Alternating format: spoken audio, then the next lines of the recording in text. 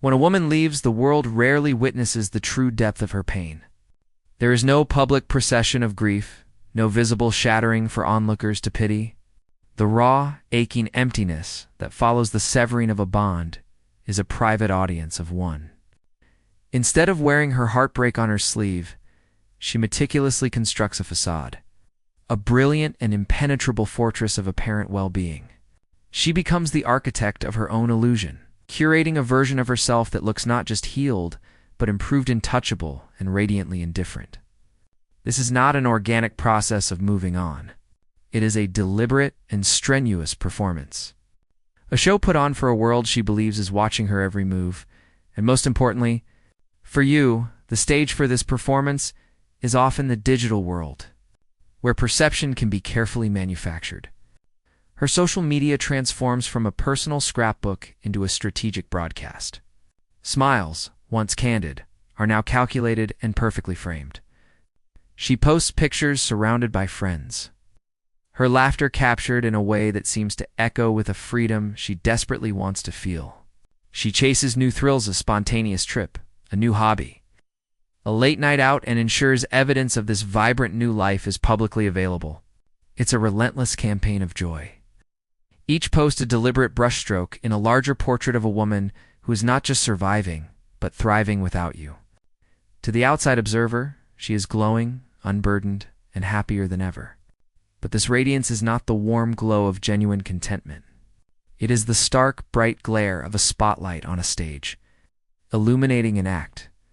Beneath this curated display lies a powerful engine, pride. Her departure must be framed as an ascent, not a descent. To admit any form of regret or sorrow would be to publicly question her own decision.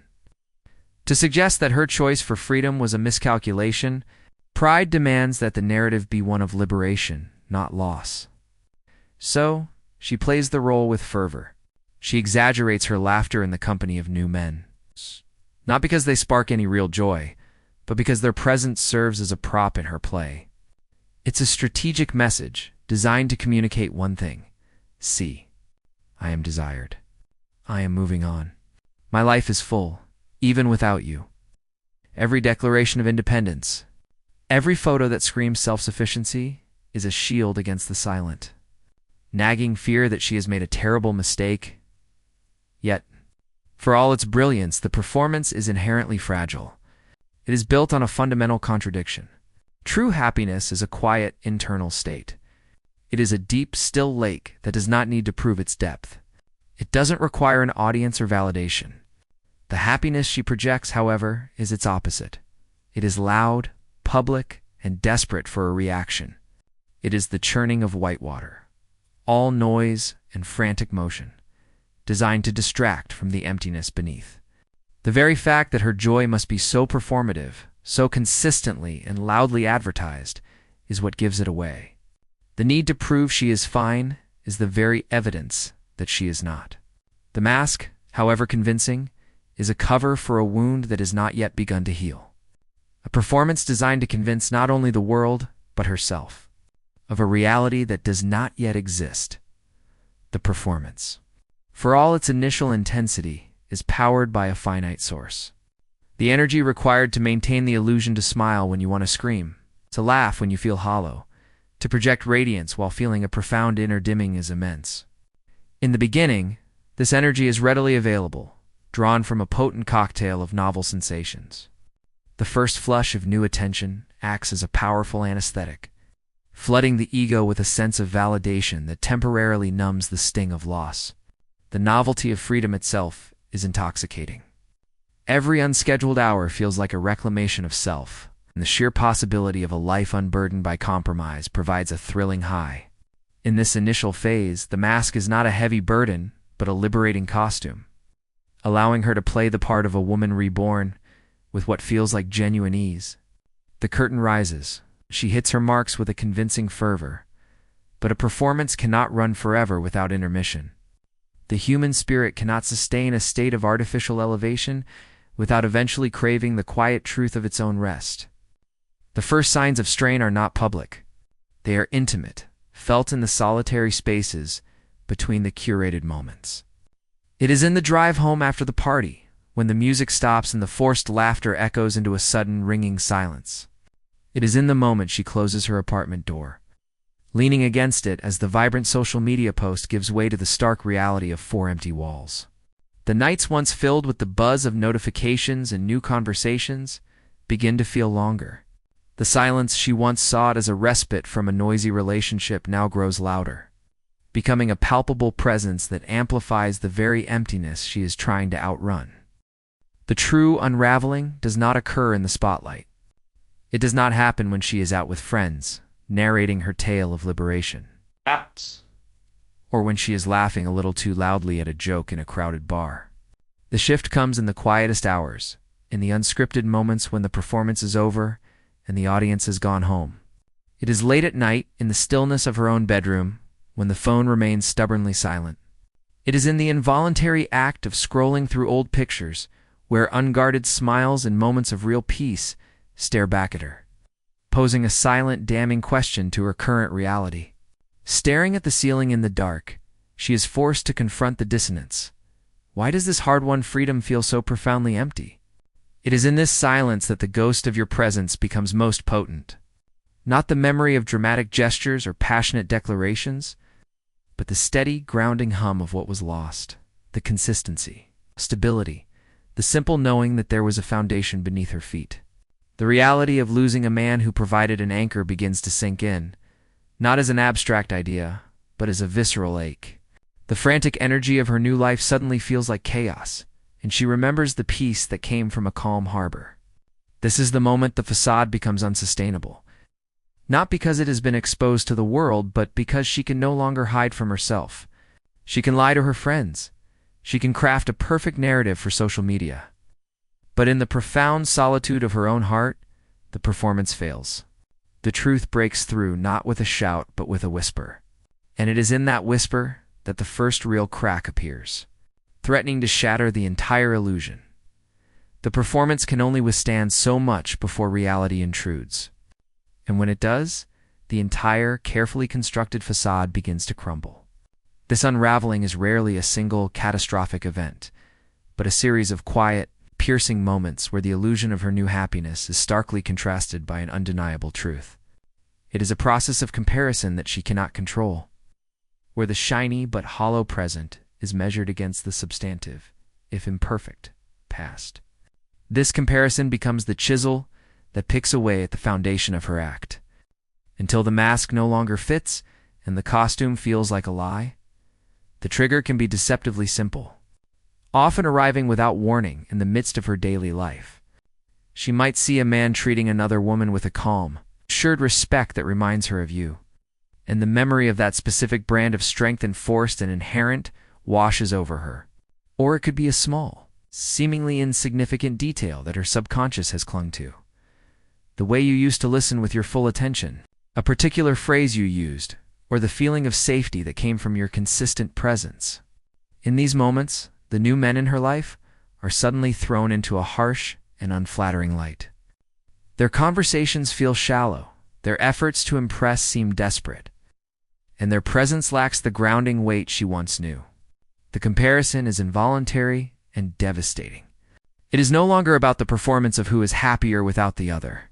It is the internal, humbling realization that she has traded something of depth for something disposable. This is the great irony of her public campaign. The louder and more fervently she tries to prove to the world that she has moved on, the more transparent her lack of progress becomes. Genuine happiness is a quiet state of being. It does not need to be announced, displayed, or validated by an audience. It is self-contained and often private. Her new life, however, is a perpetual exhibit, always on display, always demanding a reaction. Every curated photo from a night out, every post declaring her independence, every exaggerated display of fun is not an expression of joy, but a deflection from a deep-seated emptiness. She tells herself she is thriving, but true thriving is a quiet, organic process of growth, not a desperate public spectacle. The very need to prove it conclusively demonstrates its absence. What makes this illusion so fragile is its dependence on a narrative that exists entirely outside of her control. Her entire performance of moving on is subtly, and sometimes overtly, built upon a single, critical assumption that you are suffering without her. This belief is the bedrock of her pride. It gives her the strength to play the role, as it confirms her significance and the power of her departure. She needs to believe that her absence has left a crater in your life, that you are languishing in regret, and that she was the prize you foolishly lost. This imagined suffering of yours is the fuel for her own performance of joy. But when this assumption is challenged, when reality offers her a glimpse of you, not in ruins, but in a state of calm, unbothered progression, the entire structure of her illusion is jeopardized. It might be a mutual friend's casual remark about your new focus, a social media post showing you engaged in your hobbies, or simply the deafening silence from your end that speaks not of pining, but of acceptance. When she sees evidence that you are calm, focused, and building a life forward without her, the act begins to feel hollow and pointless. The new men she entertains suddenly seem less exciting, their attention feeling cheap and insubstantial. The nights out lose their power to distract, because nothing she does can erase the confronting truth staring back at her. She left, and you did not collapse. You grew. In that realization, her performance is not just challenged. It is stripped of its meaning, leaving only the stark, uncomfortable reality of a choice she can no longer justify, as time stretches from weeks into months. The initial acute sting of loss transforms into a different, more permanent burden, the slow, sinking weight of regret. This is no longer about the performance for an external audience. The facade may have already crumbled in private, leaving her alone with the consequences of her choice. The high of novelty has long since faded, and the distractions have lost their potency, revealing the void they were meant to conceal. She begins to understand, with a dawning and horrifying clarity, that her loss was not singular, but twofold. She did not only lose you, she lost the most secure and peaceful version of herself that existed in your presence. Your calm, grounded energy had acted as an anchor for her own turbulence, providing a stable frame that allowed her to relax into her femininity, to feel safe and surrender. Without that anchor, she is adrift, reverting to a survival mode she thought she had outgrown. The independence she championed now feels like isolation. The need to be in control makes her anxious and rigid. She becomes more reactive, more easily unsettled. Her equilibrium disrupted because the steadying force that once centered her is gone. This regret is corrosive because it is deeply intertwined with her self-perception. The pain is not merely about missing your company. It is about what her decision to walk away reveals about her own judgment and character. It is a painful admission that she confused stability with boredom, strength with indifference, and calmness with a lack of passion. She chose the thrilling chaos of the unknown over the profound peace of the known. And in the cold light of day, this feels less like empowerment and more like a profound act of self-sabotage. This knowledge becomes a private shame, a flaw she sees in herself every time she looks in the mirror. To forgive herself would require fully admitting that she failed, that she was the architect of her own unhappiness, and so she often chooses instead to cling to the narrative of her pride, even as it rings hollow in her own ears. This internal shift permanently poisons her future prospects for connection. Every new man she meets is now subconsciously measured against the standard you set. Without her even willing it, a silent comparison begins. She notices when a new suitor's confidence feels like bluster instead of genuine self-assurance. She feels the emptiness of compliments that are too eager, recognizing them as tools of pursuit rather than sincere appreciation. She instinctively recoils from neediness, yet is equally repelled by a domineering attitude that lacks the undercurrent of calm strength you possessed. The men she encounters now seem to exist on a spectrum of inadequacy.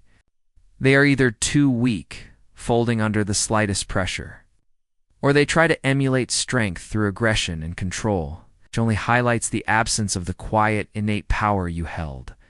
You were the rare balance of man who was strong enough to be calm, assured enough to be silent, and grounded enough to be real. This realization traps her in a cycle of discontent. She searches for what she lost, but is unable to fully appreciate or trust it if she ever glimpses it in another. Because her paradigm has been permanently rewired.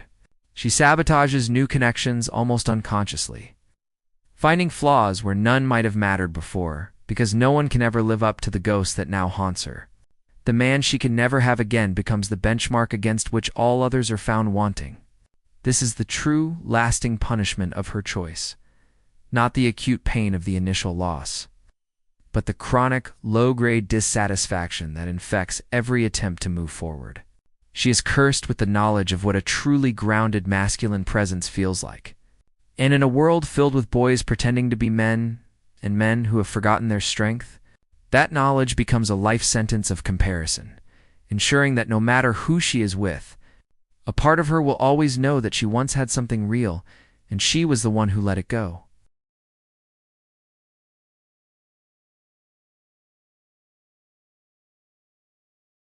The final and most devastating stage is not marked by a dramatic confrontation or a tearful confession, but by a quiet, chilling certainty that solidifies within her.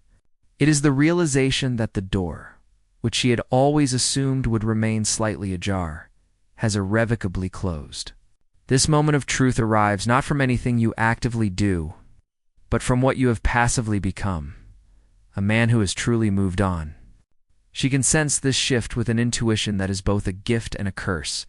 She can feel that her words no longer hold the power to provoke a reaction, that her presence, whether digital or physical, no longer causes a ripple in the calm surface of your life. The connection she believed was unbreakable has been severed not by anger, but by a profound and unshakable indifference.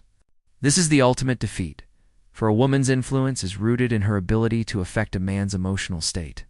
And when that power is gone, she is left with nothing to hold on to. This realization brings with it a specific and haunting form of regret. It is no longer just about missing the companionship or the love you shared. It is the humiliating understanding that her entire narrative was built on a false premise. She had cast herself as the central figure in your story, the one whose departure would be a catastrophic event from which you would struggle to recover. Her performance of happiness was, in part, a play designed for an audience she assumed was still in the theater, watching her every move with a broken heart. But when she finally looks out and sees that the theater is empty, that you are not in the audience, pining, but are instead living a full life on a different stage entirely, the performance collapses into absurdity. The man she thought she had left broken in her wake was not broken at all. He was reforged, stronger, and more focused, and her absence was merely the fire that tempered him. This knowledge is a devastating blow to her pride and her very identity. The ghost of you now haunts her not as a sad memory, but as a permanent standard of comparison that taints all her future prospects. She may try to build a new relationship, but it is a doomed endeavor from the start. In the quiet moments with a new man, her mind will involuntarily perform a cruel comparison. She will notice the way he seeks her validation for every decision, and she will remember your quiet self-assurance. She will hear the emptiness in his flattery and recall the weight of your silence. She will feel his energy become unsettled by her moods and remember the grounding power of your calm. Every new man is unconsciously measured against the ghost, and every one is found to be a downgrade.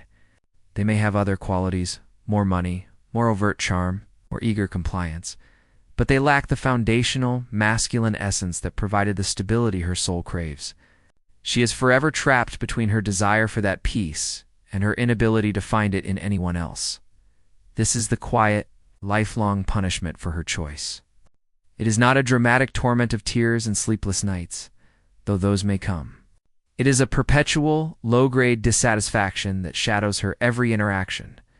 It is the silent whisper in the back of her mind during a moment that should be happy, reminding her that this is not the same. It is the hollow feeling in her stomach when she realizes the man beside her would crumble under a pressure you would have weathered with ease. The scar of losing you is invisible to the world, but she feels its tightness every single day. She may smile, she may even find moments of contentment, but her life has been permanently partitioned into before and after. The peace and security of the before will always be the benchmark, and the after will always feel, in some fundamental way, like a compromise. The ultimate tragedy is the finality. By the time she is ready to silence her pride and admit the truth, it is far too late. The respect you once had for her is gone, eroded not by hatred, but by apathy. The innocence of believing in her words has been replaced by a wiser, more discerning perspective. Most importantly, the need for her is gone. You have rebuilt your world, and she no longer has a place in its architecture. Nothing devastates a woman more than this realization that she has permanently lost all hold on a man she once believed she could always control. Her punishment, therefore, is not your vengeance, but your peace. It is the haunting, unshakable knowledge that she had a man who was rare, steady, and unshakable, and she lost him not because he was weak, but because he was too strong for her illusions. While you found a way to move forward in quiet strength, she is left with an endless, silent war inside her own heart, a war she started, a war she can never win, and a war whose greatest battle is fought in the perfect, unassailable quiet of your indifference.